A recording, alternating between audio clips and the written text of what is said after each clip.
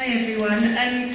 We have been collating information from our network from around the country on raids, arrests and prosecutions of sex workers, and we have put this together with information on rising poverty and the impact of austerity on the levels of prostitution in those same areas. And this is not official research, but some trends have emerged that we think are worth reporting. So, in a number of cities, there is a clear trend of an increase in prostitution because of, as you've heard earlier today, benefit sanctions. And cuts to single mothers' benefits are already having an impact, and there are more cuts to come, with single mums expected to lose at least £240 a year in benefits this year, last year and this year. Charities in Doncaster report, and I quote, "Women are being forced to sell their bodies for sex for just £5 because of benefit sanctions." They also said, "People are turning to prostitution to pay for gas and electricity because they are being left without money under current regulations." And in that same area, there's been a massive 60% increase in prostitution in over 1 year.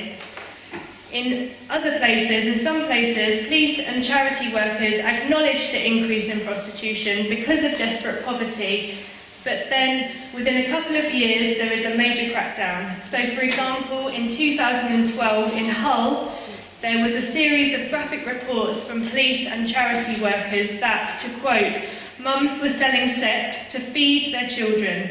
And one charity worker who's been giving out food parcels said, "We have started to see women who are literally starving and they are out there to feed themselves. And often that is because of benefit cuts or sanctions, when their benefits are taken away from them for a couple of weeks. If they have no one to turn to in an emergency, they have to find a way to get money, and that often means crime or going out on the streets." 2 years later, in December 2014, the city of Hull won a court ruling allowing it to bring in a prostitution-free zone where anyone working in that particular area faced arrest. And women in our network in that area received antisocial behaviour orders banning them from that area. Local outreach charities have also been complaining in that area that women have gone underground as a result.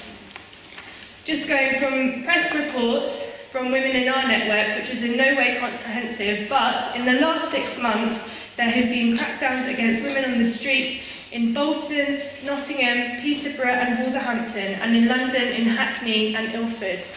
And inside, where women are working together, prosecutions for brothel keeping have been Blackburn, Walsall, Pontypridd in Wales, Glasgow, Cambridge, Luton, Portsmouth, Plymouth, Bury, Teesside, Swindon, Kingsbury and Surrey.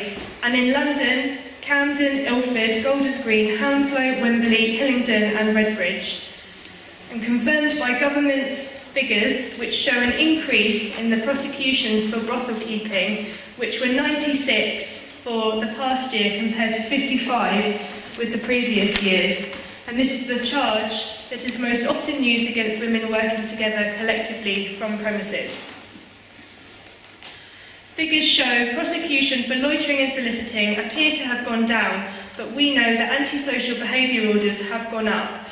Plus, since October last year, new criminal antisocial behaviour orders were brought in, with still a 5-year prison sentence if you breach it, and/or a fine, and including new powers like dispersal. For example, in Walsall, Birmingham, after police crackdowns on the street, 800 cautions were given out in the region, and one woman imprisoned for breaching the so-called criminal antisocial behaviour order, which banned her from entering the area she worked and where other sex workers were working for 2 years. Despite this, later in the year, residents reported an increase in prostitution in that area. Crackdowns on prostitution raise concerns about police abuse, and women in our network who are working on the streets say, "We get saturation policing but no protection from violence." And one woman in our network summarised her experience of the police in this way. The police wait outside my house to catch me when I leave. It doesn't matter how I'm dressed, who I'm with, where I'm going, they say I'm loitering. When they stop me, they jeer at me and make jokes at my expense, often sexually explicit jokes. When they arrest me, I'm strip-searched, and they sometimes leave the door open to the male, so the male officers can see in.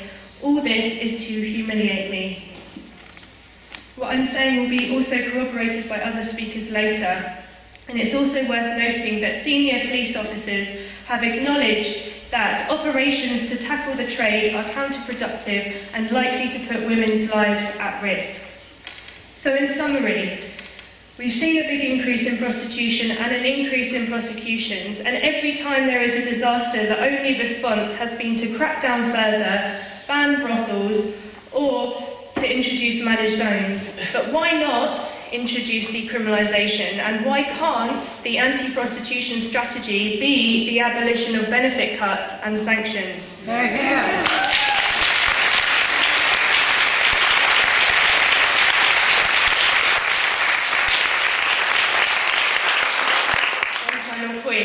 Really, once the police have been found also institutionally racist in the way that they were after the Stephen Lawrence inquiry, and whilst we have extreme examples of sexism, the police cannot have the power and discretion over criminalised and therefore vulnerable women. Thank you.